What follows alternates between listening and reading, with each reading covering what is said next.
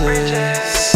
We got robbed, now we got riches. Welcome back to the Rob to Riches podcast. Today we have my girl, the beautiful Miss Marketing by Monrae in the building. Hello. How you feeling today? Stormi, what's up? I'm chilling. I'm really chilling today. Today I'm like in my sweats. Like Listen. when you came in with that, I was like, okay, cool. I was like, okay, cool. Because I seen the girls was fine as fuck in here. So. Right. And that pressure was too much for me every day. That was too much. I had to change my wigs, outfits, nails, shoes, toenail color. I said, y'all doing too much. Yeah. This is a lot. Right. Stressing me out. Right. Because I said, what, nude? I was like, nude, pink, black, white. I was like, I should have put sweats. Fact. But you know, we be on the same wave. We be on the same. We both Tauruses. Yes. What are you doing for your birthday?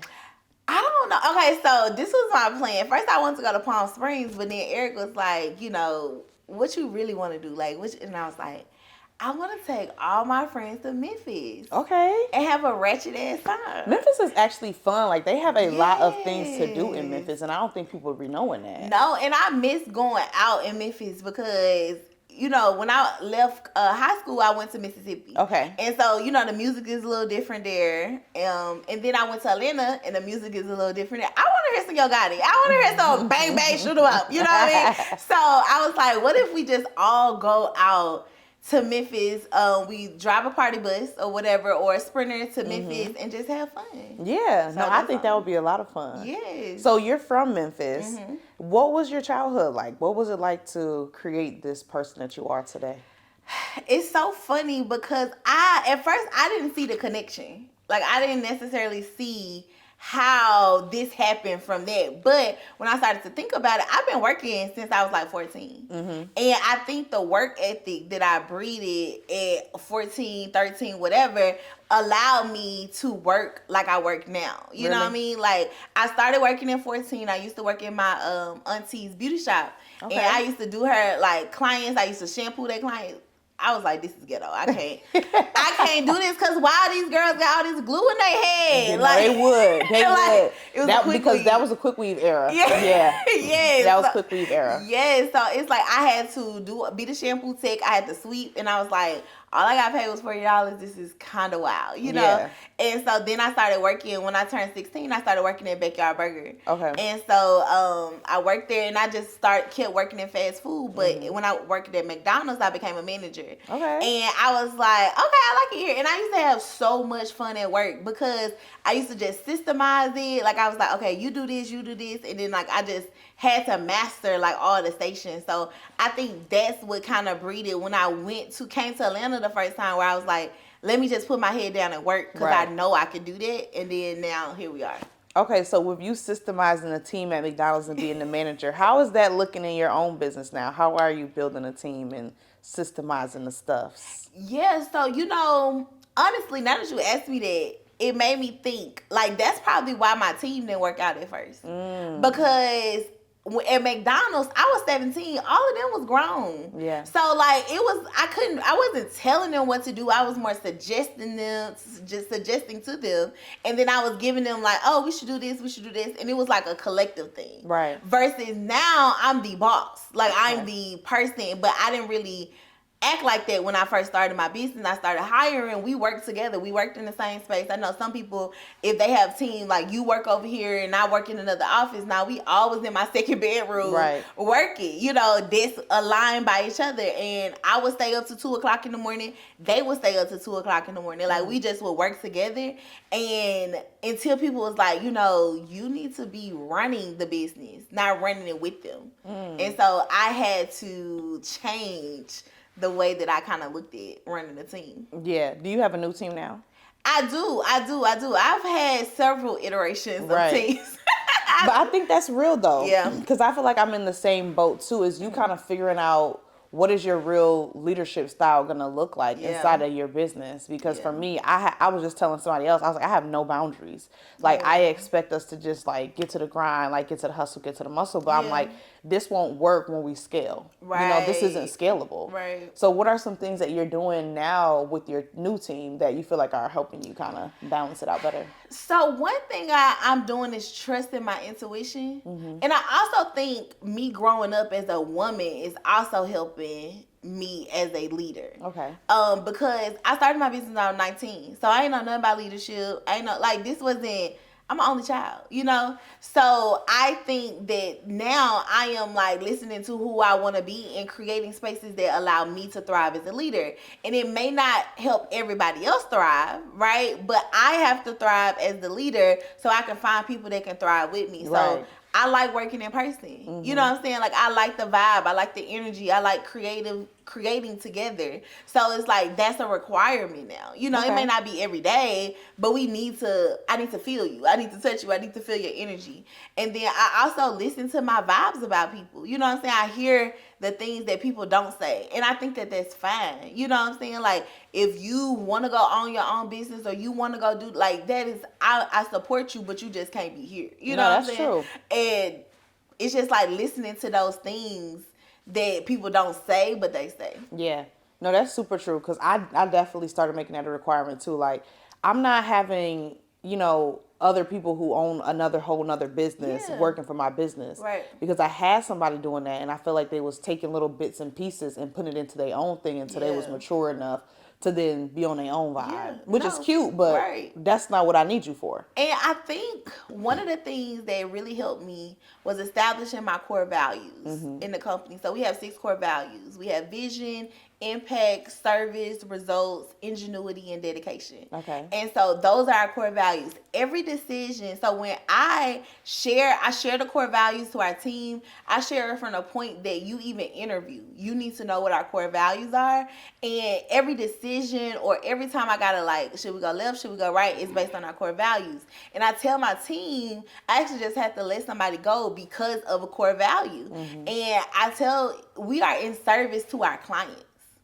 You're not in service to me. Right. You know what I'm saying? And sometimes when you have a personal brand and you the face of the brand, they like, well, I did this because Stormi needed this. I did, like, it ain't about Stormi. It's about Shaniqua, client 1, 2, 3, 4. You know what I mean? Like, it's about her. And so it's like, I want people to know that it's about our clients, because I had a situation where a young lady was like, you know, I was doing this. Well, her job description said one thing or whatever. And I was like, yeah, we in the season, we're a small team, so we got to kind of help each other out whenever we need help. And she was like, well, I did help you out. I did do this for you. I stayed late for you. I was like, no. If you staying late for me, then you in the wrong place, because it's not about me. I get a check too. I work here too. Say that word. Like, why don't people be understanding that? They don't. Girl, and have you ever had an issue with, like, what to pay people, like the pricing? Yeah. I'm still struggling with that, because It's I feel like people come to me and they Googling a job title on Google, and they be like, well, on Google it said the median range is for this is 120,000. Absolutely. I said, we're not Fortune 500. I said, you need to go look on the small business Google because I don't know about that. What they paying on TikTok?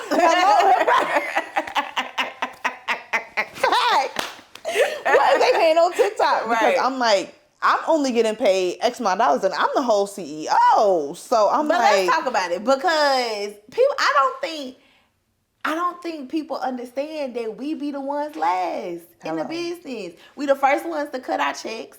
Like, we be like, yeah, okay, I ain't gonna get paid this week, right? Because they need, you know, like, we don't be getting paid tens of thousands or hundreds of thousands. I don't know why they think that. No. I don't know why they think. That's if you're running an actual structured business. Right.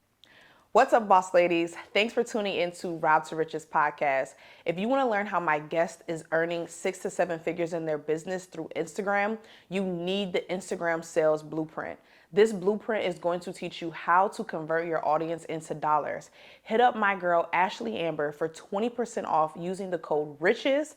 The link is in the description box for you to learn how to take your audience and turn them into direct sales.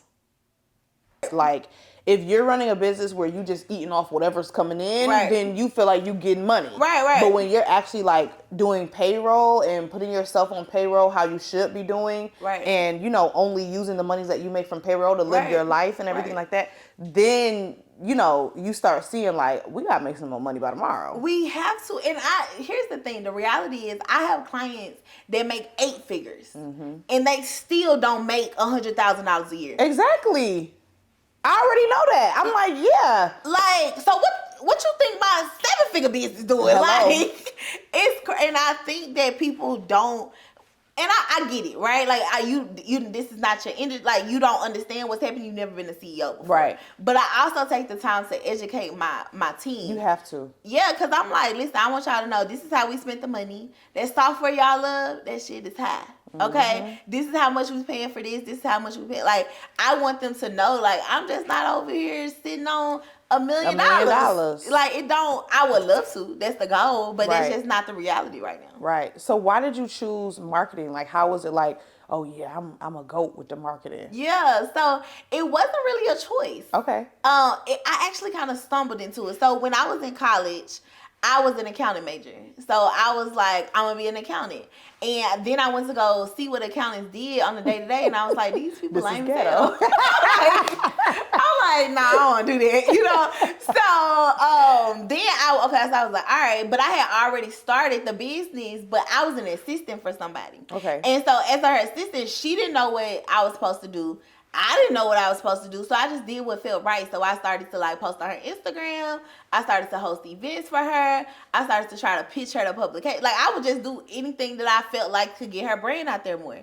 And so at the time, I'm looking at, it's so funny. I remember calling my uncle. My uncle works for like an advertising company that works for Nike. Like, Nike is their client, so he's on all the LeBron James campaigns. So I remember calling him. I was like, Unc, I think this is what you do. You know what I'm saying? And I was like, I just want to be a boss. Like, I want to be like, this is when Love and Hip Hop came out. I want to be like Yandy Smith. Right. And he was like, now that's not the goal. You know what I'm saying? Like, Yandy is cool, but he's like, let's go for Oprah. Like, if we gonna go somewhere, like, let's strive, right? And I was like, all right, cool. So what does that look like? You know what I'm saying? And so I just started walking, and I thought what she did was brand management, so I just called it brand management. Right. And so I started walking, and I feel like exposure breeds clarity. And as I continued to walk, that's when marketing became my thing. Yeah. I love that story too, just for the fact that it's like, you don't have to have it all figured out to start. You know, like, you can start by just doing the little things and, you know, walking in the range, and then you'll be able to unclear it, like clarify what you really do or what you really love in the process. Exactly. So many people get scared to start though. They get scared to start. And I know you started your podcast in 3 days? You was like, we just gonna knock this out the park. Yeah, like, and so we went to the sesh in January, and from the sesh, I was able to curate the idea, Ghetto CEO, because I really wanted something for me. Like, I wanted something where, and I didn't even realize that my podcast was curated for my own healing. And I wanted something like for me tonight, not have no goals, not having them, because I'm a We gonna always have a goal. We gonna always have a goal now. Yeah, because I'm like, damn, now I be looking at where we at on the chart. We need 1,000 downloads. I was like, that was not the plan. Right. But that was the ideology. Like, I don't want no goals. I just want to free flow, do it, whatever. Yeah. Child, that ain't happen. But it was fun. And I was like, I just need to have fun again. Because I don't like this shit. You know? And so that's kind of where the podcast started to come in. And I really love this journey. Like I said, I didn't realize it was created for my own healing. But it has really, really been a very freeing space. Yeah. No, that's definitely good, because you get to curate who you want to talk to. You know, you don't have to talk to nobody you don't want to. Nope. And you get to come on here and just, you know, enjoy conversation for like an hour, 2 hours, and just like really vibe out. It definitely can be therapeutic for sure. Absolutely. And it's cheaper than a therapist. Absolutely.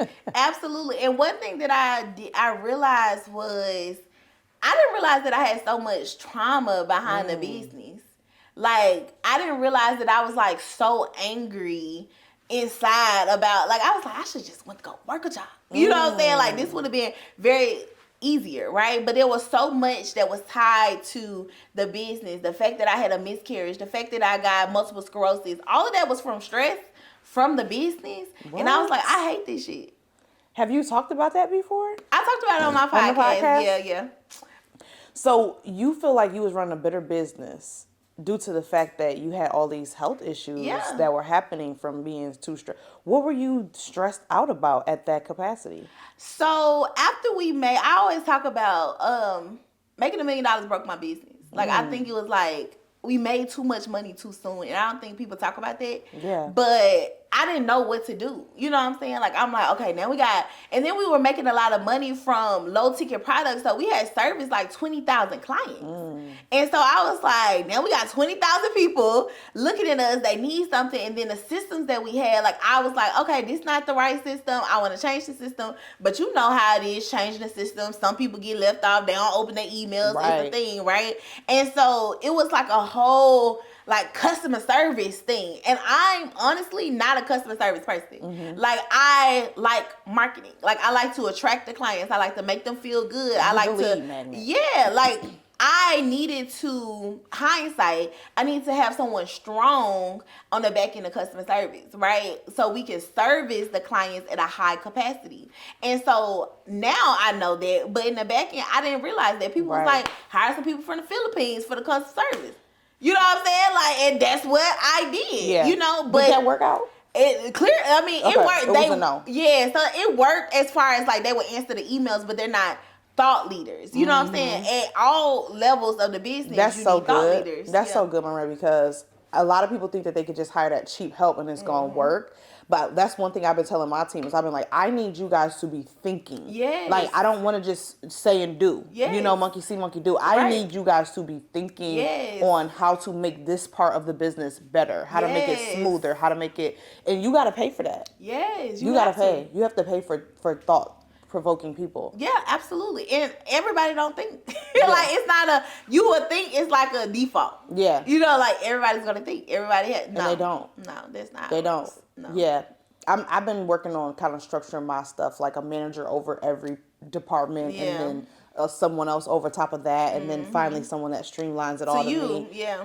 But it takes time, and it takes necessity. You know, you don't know that you need to do that until it becomes like, we got to get this. We have, and that's where we were. Like, it was like, we got to figure this out. Yeah. You know what I'm saying? And so then I tell people, when your back is against the wall, you try to figure out, you lose money because you're rushing. Yes. And we lost over $70,000 from rushing, trying to get people to put funnels in place, get people to do this. And I was like, it's just like this gone. You know what I'm saying? Because you don't have time to make rash decisions because you're desperate. And that desperation is reeking off of you. And it just don't work out. Desperation leads to destruction. Yes. I say that all the time. Yes. I tell everybody, if you are starting a business and you are desperate to make money, now is not the time to start the business. Yeah. Wait to start the business until you feel fulfilled and you can start it with clarity, with good decision making, because a business is not the easiest thing that you're going to do in your life. No, probably the hardest. literally, because just like it's a baby. Yeah. It's literally like a untangible child. Right. So let's get into the miscarriage part. Are you working on starting a family now? So not necessarily, but if it happens, it happens. Like it's just like cool. But we wasn't trying to start a family then. You know what I'm saying? It was just like, oops.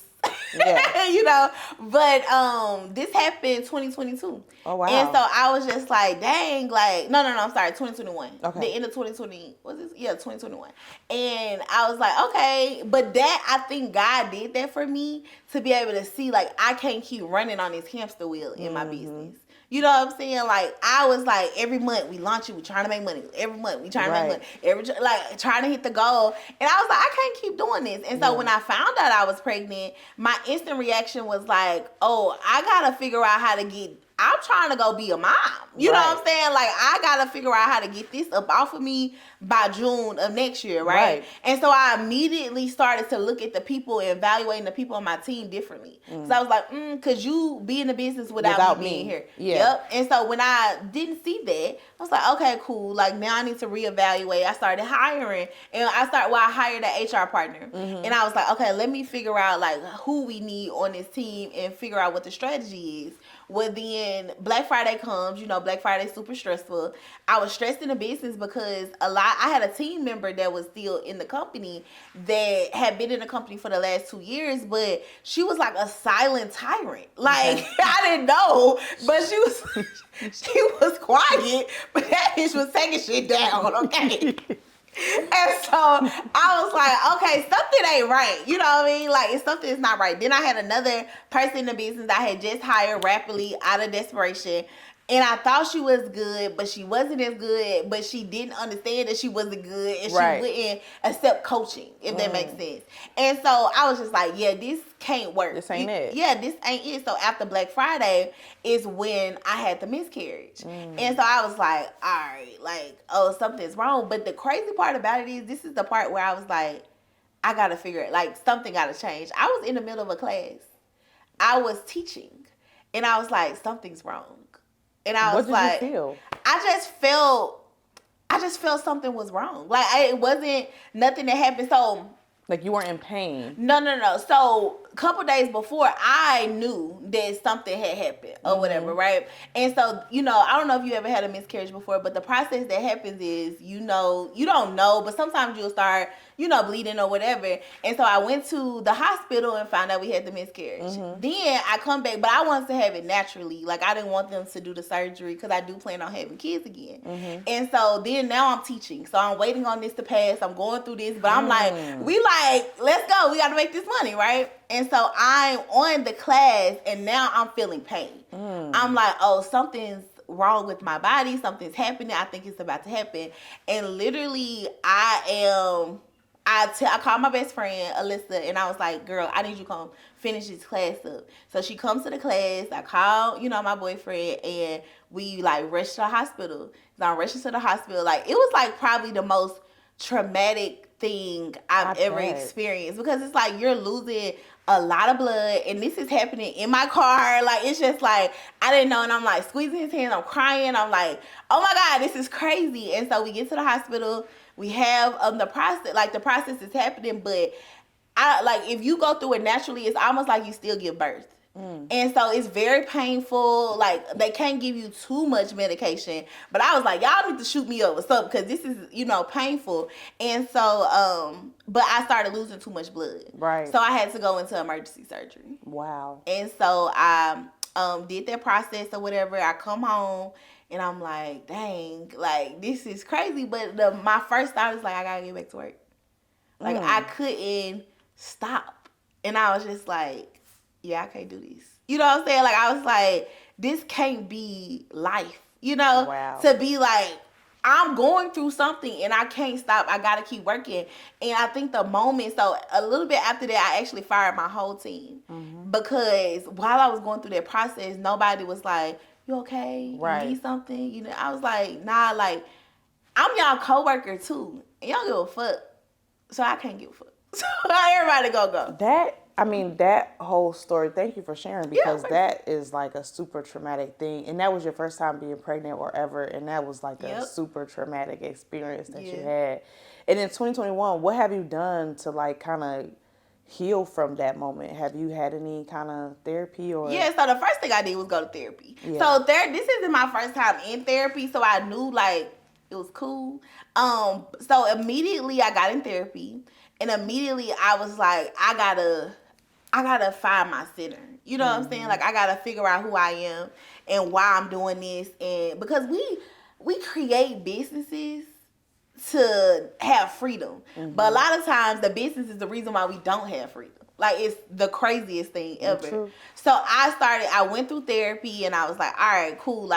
Let me figure out me. And she helped me get back to me. She helped me understand me. She helped me understand the issues that was in my business was a direct reflection of me, right? And so I started to just heal. And one thing I wish I would have done was take more time off of work. But because you, as an entrepreneur, you're so scared. You know what I'm saying? You're so scared to leave.